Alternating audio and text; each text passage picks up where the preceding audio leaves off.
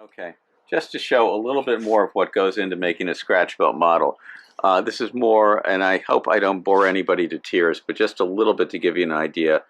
When you restore a car, not that it's a piece of cake, but a lot of times you have the parts, you've got everything there, it's presented to you, or you have most of the parts, and you're not fabricating as well as figuring out how it all goes together or comes apart and goes back together, etc. So here we have the front leaf springs, again, in progress. So we've got part of the brass components, we've got lightly tacked together styrene strips that are cut leaves that are correct for the bottom leaves. I still have to make the top leaves, which are another 3, but anyway, it's 10 altogether. So we've got that tacked in place. And then if we pan over to here, to just a little bit of a drawing I have sitting in front of me, what you'll notice, there are so many different things that have to be factored into this, because unfortunately, nothing is easy, nothing is dead center. So we've got where the center of the axle is, but we've got a measurement from up here, from everything is measured on center. So you've got it from the center of the axle to the front of the frame where it mounts of about 17.5 inches. And the front of the back is about 22 inches, give or take. So obviously those are not equal distance.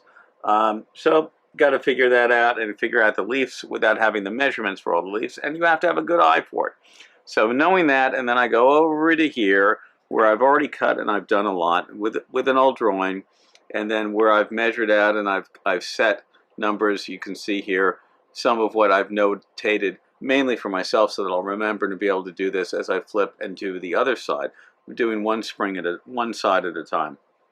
So we go to that, and what you have to keep in mind too, besides the fact of these distances and everything falling into place, then you have other parts that have been made and that are made in conjunction, made prior to it or being made after, that factor in. You have the diameter of, you've got wheels, you've got the diameter of the wheels, you've got overall sidewall and height of the tires. Now again, keep in mind, none of these are stock items. These are all things that were made specifically for this model that I had made. Then you've got the axle as well. You've got heights. You've got, as we mentioned last time, you've got ground clearance to the bottom of the frame. So then we're trying to see if all of this work and all this blood, sweat, and tears that went into it. Yeah, blood when I say that, because I cut myself with an X-Acto knife too many times.